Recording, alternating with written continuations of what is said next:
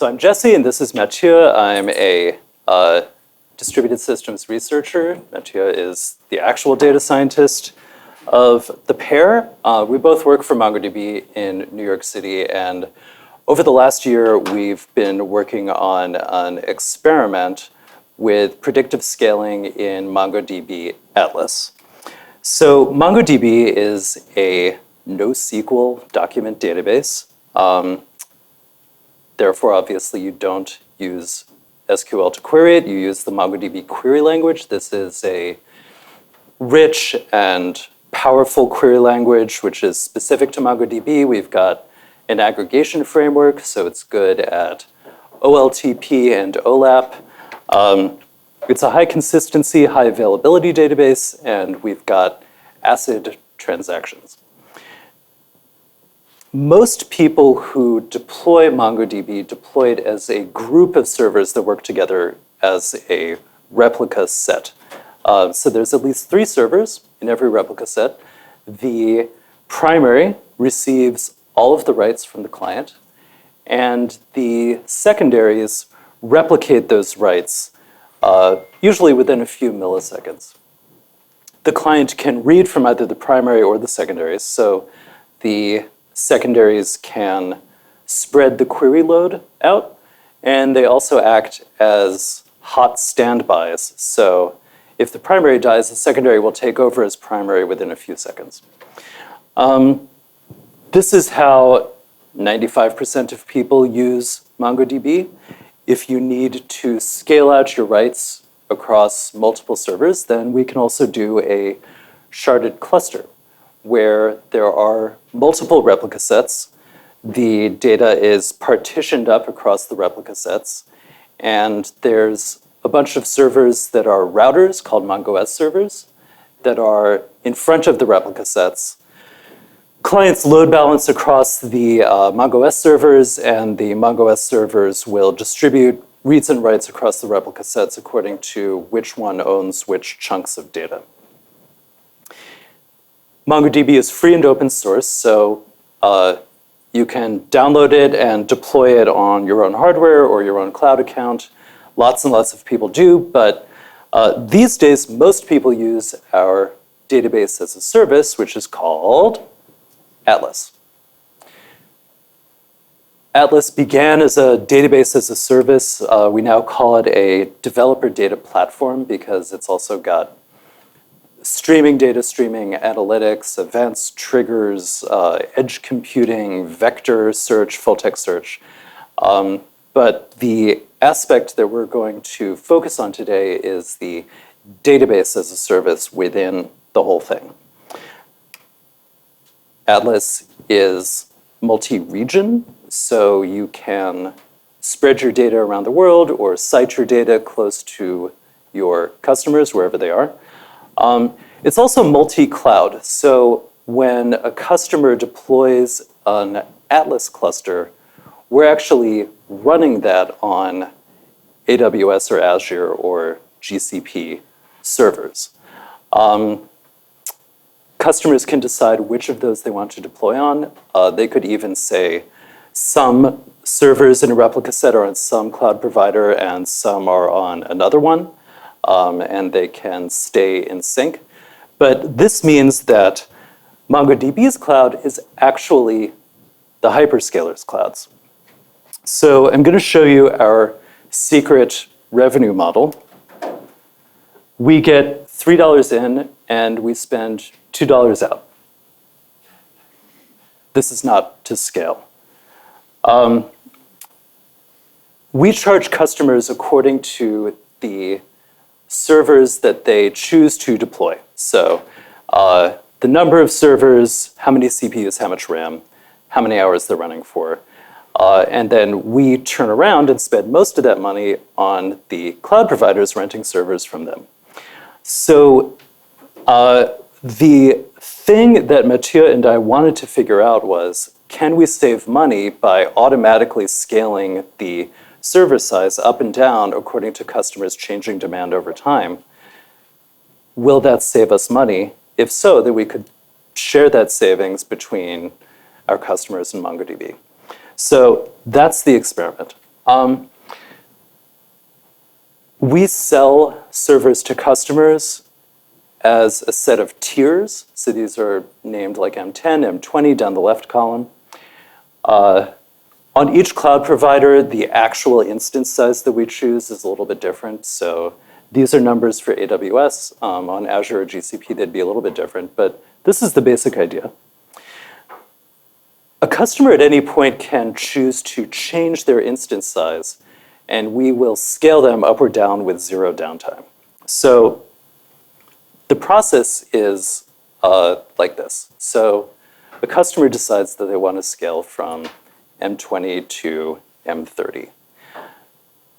Atlas takes care of this whole process. We take a secondary offline. The other servers pick up the slack. We detach network storage from the down secondary, so the data remains, but the machine is gone. Restart that secondary on a different instance size, reattach the network storage, and then when the secondary comes back on, it automatically replays all of the writes that it missed from the primary while it was down until it re-achieves freshness. At this point, Atlas does the same process for the other secondary. Then it steps down the primary, so it tells it to become a secondary. One of the other secondaries takes over pretty much instantly. Scale the old primary, and the process is done. The whole thing takes about 15 minutes, and it's basically transparent to applications that are connected to MongoDB. They don't see any errors or inconsistency or data loss. So this is all pretty great. We're happy with this. Autoscaling, on the other hand, is kind of primitive. Autoscaling today, so most customers don't use autoscaling at all. They just choose their instance size and they stick with it, or they manually change instance sizes from time to time. But some customers opt into autoscaling, and our autoscaling is infrequent and reactive. It's got two rules.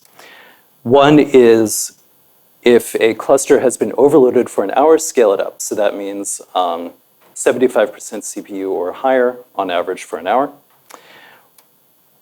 Or if it's been underloaded, meaning under 50% on average for 24 hours, then we scale it down. Because obviously, wasting a little money on an overpowered server is much less bad than being overloaded on an undersized server. But this means that clusters can be underloaded or overloaded for a really long time. You might be experiencing really bad performance for a while you're waiting for the scale up to get triggered, or just wasting money on an overpowered server for a long time.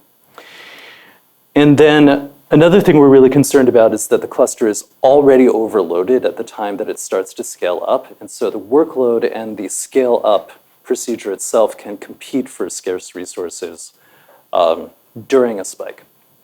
So we wanted to imagine an ideal future that would be better than this. And in our ideal future, we would forecast demand over the future, and we would automatically scale up and down so that we were never overloaded, but we were always using the cheapest instance size possible for the forecasted customer workload. So in this ideal future, we would forecast each cluster's resource needs. We would scale it up before it's overloaded so that scaling and workload wouldn't be competing. We would scale down as soon as it's underloaded to save money. And also, we would do something that the current autoscaler can't do, which is that we'd go directly to the correct instance size. So if you're on an M30, but you should be on an M60, you wouldn't have to spend hours going through the intermediate tiers on your way there. So we came up with an experiment to see whether this was going to be possible. And this experiment, we could do it because we've got historical data. So we've got a data warehouse with server's performance metrics at 1 minute granularity. So for every cluster, for every server, we know for every minute how many queries per second, how many inserts per second it was doing, what its CPU utilization was like. and what instance size it was running on. For the experiment, we chose 10,000 clusters. There's 150, 160,000 clusters overall. But we chose 10,000 of them, and then we analyzed a few months of their history in 2023. We split the history into training and testing, and trained some models to forecast CPU utilization based on the history of the cluster's demand. And then we guessed how would the predictive scaler have worked had we deployed it in the past compared to the autoscaler that was actually running at that time. So how much money would it have saved? How good would the performance have been? So there are three components to this. We based this on some research papers that we read that had split up the problem like this. Number one, there's a forecaster. Forecasts clusters demand based on past history, and by demand, I mean offered load. So like queries per second, inserts per second. This is customer behavior, not the behavior of our systems themselves. So these are exogenous variables. We've also got an estimator, takes a workload and an instance size, produces an expected CPU utilization, and a planner, which just takes that information and chooses the cheapest instance size that will meet the customer's demand. So the data flow looks like this. So we've got the cluster history, that's the 10,000 chosen clusters, their operations per second, and so on from the data warehouse. And we use that to produce a short-term forecast and a long-term forecast. And we'll tell you in a minute why there's two forecasters.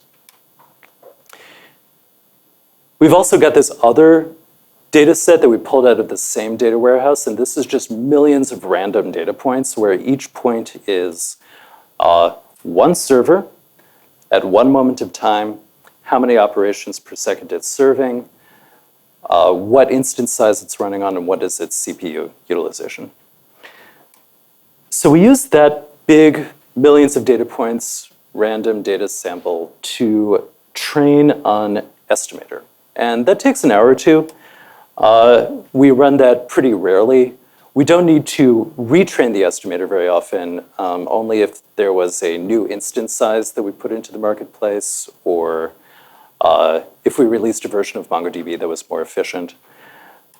The forecasters, on the other hand, we have to retrain continuously. So every new data point that comes in for a cluster, we should revise our estimate of what's going to happen in the future. All of this combined produces a forecast of CPU utilization for each cluster, for each possible instance size that it could be using, not just the one that it's actually using. Stick that into a planner, and the planner comes up with a plan, which is how to auto-scale the customer up and down over the next couple of hours. So let's look at one possible sort of history for a cluster. So this is one customer, this is one cluster, this is one replica set. And the forecaster expects that it's going to experience a demand spike. And the estimator says if we're running on an M40, which is fairly cheap and underpowered, then it would exceed the 75% CPU target. If it's running on a more expensive, more powerful M50, then it will not. So what the planner should do is keep the cluster on an M40 until about 20 minutes before it would exceed its target threshold, and then start scaling. That way, the scaling is complete by the time the peak arrives. It will stay on the expensive, powerful M50 until the peak starts to subside. And then as soon as it can, it knows that this subsiding peak is real because it's a forecaster. So it can downgrade to an M40, save money, never exceed the 75%. So that's kind of the overall system. And now I'm going to turn it over to Matthieu, who will talk about some actual data science. Thank you, Jesse. Hi, everyone. I'm now going to go over the details of how we produce those future CPU estimates. And it all starts with the forecast. So one naive initial approach could be, oh, we could forecast CPU utilization directly. Why not? But there's a problem with that, because if I forecast my CPU utilization and I use it to make scaling decisions that in turn will impact CPU utilization, and then I'm reusing the CPU utilization to create a new forecast, I get into this circular loop. And like one simple way to realize why this could be a problem is, let's say I predict that there's going to be a spike every day, and I scale accordingly to avoid that spike in CPU utilization, to avoid the overutilization. Then in my data, I don't have a spike anymore, and so then I can forecast the spike again. So to avoid this problem, we need to forecast metrics that won't be impacted by the choice of instance size and ultimately by the scaling decisions. So we chose to focus on what we call customer-driven metrics, which are basically metrics that are solely driven by actions taken by the customers, such as the number of queries being run per second, the number of connections, even the number of objects being scanned by the query executor as a result of the query load, or even the database size. And these metrics can be considered as independent from the choice of instance size and the scaling decisions. Put an asterisk here because it's not actually fully independent. If I undersize my cluster a lot and I choose a very small instance size, I might not be able to absorb the query load, and so the query per second might be reduced. But in a normal range of usage, and for the sake of our experiment, this independence assumption is good enough. So let's look at one of such metric. What you can see here is the number of queries per second over the span of roughly 20 days for a cluster. And you can see that this is not a random walk, it's not randomly distributed. It follows a clear repeating patterns. And this is what's interesting for us. In particular here, what you can see is a daily pattern of ups and downs. This is something we see, for instance, for retail customers that have day-night activity. And we also see a longer weekly pattern, a weekly cycle, with the 5 weekdays and the weekends where there's almost no activity. Those repeating patterns, called seasonal patterns, they're very interesting for us because they tend to be very stable and repeat pretty well over time, and so being very predictable. So they're great candidates for us to run predictive scaling on. And so this is where we introduce the first forecaster, the long-term forecaster. And it's not called long-term because of the horizon in which we forecast, because as Jesse said, it only takes 15 minutes to forecast, so we don't need to forecast much more than a few hours in advance. It's a long-term forecaster because it takes a long history to learn those daily, weekly, monthly patterns. And this is actually quite useful for our customers because we ran a quick analysis and found that more than half of our customers have those daily seasonal patterns. About a quarter of them have weekly seasonality as well. So how do we do this forecasting concretely? We use a model called MSTL, so multi-seasonal trend decomposition using LOS. Basically uses successive linear smoothing to extract different components from a time series. It extracts the trend and then the seasonal components, and then we're left with residuals that are more randomly distributed and that we can forecast using a simple ARIMA model. Here's an example of what it looks like. The top time series that you're seeing is the one I was just showing you. That's the observed time series. We first remove, in order of appearance, the trend. Doesn't really matter here. The daily component, the weekly component, and we're left with not really a random walk, but some more randomly distributed residuals that we can forecast using a simple ARIMA. And when we plug it back in and we generate that 2 hours forecast or 24 hours forecast, this is what it looks like. In terms of accuracy, we found that this model was actually pretty accurate for seasonal clusters. Okay, I'm going to use the keyboard. Yeah, it was very accurate for seasonal clusters, a bit less for metrics that have higher volatility, like the number of objects being scanned. Because of the volatility, the seasonality is not as strong. And as you can expect, it was not very accurate for non-seasonal clusters. The accuracy numbers are actually good enough for us to make those predictive scaling decisions for the seasonal clusters, but not for the non-seasonal ones. However, we can tell in advance if a cluster is going to be seasonal. And the fact that the cluster is seasonal might actually change over time. Some clusters might lose seasonality or gain seasonality. So to go into production, we introduced a self-censoring mechanism here, where we compute a confidence score of the forecast, which is essentially the error of the fitted values for the last couple hours before the forecast point. And if that confidence doesn't reach a certain threshold, the long-term forecaster self-censors, and we don't use its forecast for making decisions. So what about the clusters that are non-seasonal, or the clusters that have a change in their seasonality, like in this example where the daily patterns are suddenly changing in amplitude? Can we do anything better than wait for the reactive scaler to kick in with all the problems that Jesse mentioned? Well, we believe we can do better. And this is where we have the short-term forecaster.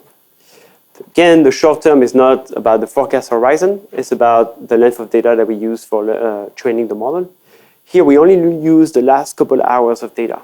And the idea is simply to anticipate the trend, the direction of how the data is evolving.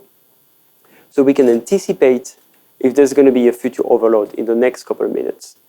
And if we're able to anticipate correctly and just start scaling up a few minutes early, it might be the difference between trying to scale up an overloaded system and a successful timely scaling.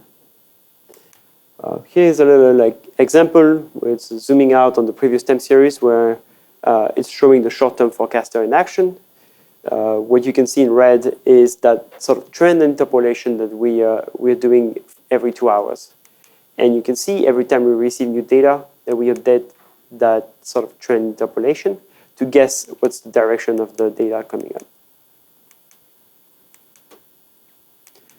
Obviously, this is not a very, very accurate forecast, especially in the long term, but we found that this was good enough for us to save those couple of minutes to make those upscaling decisions.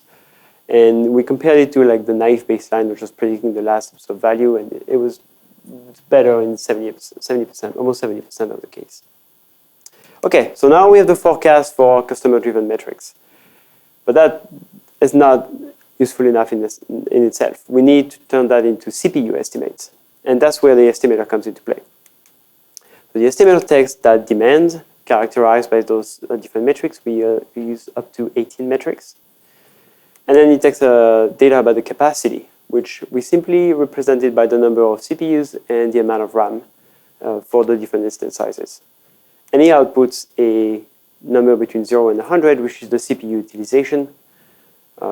Like Jesse mentioned, we focused on the experiment on compute, but you could imagine building an estimator for memory or for I/O as well. In practice, this is what it looks like. I'm taking different time series for the different customer-driven metrics. Here, this is historical data on the left-hand side, and I can estimate the CPU. And on the right-hand side, you can see that CPU estimate compared with the historical CPU estimate. This is how we are able to measure whether or not our estimator is accurate. We compare the reconstituted CPU utilization to the historical CPU utilization of the cluster. We actually don't take into account time in our estimator, so every timestamp is being predicted independently from previous timestamp. So it becomes a simple regression problem. We just have a bunch of metrics, the capacity at every timestamp, and we try to predict the utilization between 0 and 100. The model that we've been using was gradient boosted trees because it allows us to model complex relationships, and it's also very efficient of the computation. And as Jesse mentioned, we trained it on 25 million records, which in this case, records again is for randomly selected timestamp for a random cluster, the customer metrics at that timestamp, the instance size that's being run, and the CPU utilization. We found that this model was actually pretty accurate. We had about a bit more than a third of the clusters for which these CPU estimates were very accurate, almost identical to the historical ones. So those are the target population for which we could really use with high confidence the scaling decisions to adjust the instance size to their workload. Then we had about half of the population for which the results were sort of good enough, where we could be able to do upscaling with a reasonable level of confidence, but where we might use a bit of caution when downscaling because we want to avoid making a wrong decision and degrade performance. That would be the worst case scenario. And then about 15% of clusters for which the error was pretty high, and they would not be usable in production. And I'll come back to these clusters towards the end. Okay, so we forecasted customer-driven metrics. We've turned them into CPU estimates with the estimator. And then Jesse showed you the planner on how we use those CPU estimates to make scaling decisions. When we pipe it all together, we get our predictive scaling prototype that we run on historical data and compared it to the reactive scaler. So we simulated what decision it would have made, and we look at the utilization and compare that to the reactive scaler utilization. What we found is that it was able to both reduce the overutilization, so the amount of time a cluster is being overutilized, and so with degraded performance, as well as reduce the cost for clusters, about 9 cents per hour on average. So it achieved the goal that we were aiming for of scaling up when there's an increase in demand, scaling down when there's a decrease in demand, and saving customers money. So these good results pushed us to keep investing in this work. This is what we're currently tackling at the moment. We're trying to improve those estimator shortcomings. We have a few hypotheses of why it's not working for all of the clusters at the moment. One of them is that we are simplifying a lot the hardware of the instance sizes. We only characterize them. They're only characterized by their CPU and their memory. So we're trying to add information about the generation of hardware, the version of MongoDB being run on them, the cloud provider themselves. We also co-modeling memory alongside with CPU because there are some interactions. In particular, if your cache is being stressed, you might have more CPU operations being done. So overutilized memory can have influence on the compute. And we're also modeling some of the query patterns to have more granularity between different types of workloads that are being run. Alongside that, I mentioned to you how we measure estimators' accuracy by reconstituting historical CPU utilization. But at one point in time, a cluster is only running on one instance size. So we can only really measure how well we're reconstituting that history, but we cannot measure how accurate we are at simulating a different instance size. So we're actually running simulations where we run the same workload on various instance sizes and where we can get a better assessment of the estimator. Nonetheless, the results were so good or good enough that we are working towards a product release of this system where the predictive scaler will work in tandem with the reactive scaler. The idea is because of the self-censoring mechanism that we introduced with the predictive scaler constantly checks himself and its accuracy at the different stages and self-censor when it's not confident in its decision, and then default to the reactive scaler when there's no better option. We're planning a beta release at some point to come. No official date yet, but stay tuned for it. Thank you very much.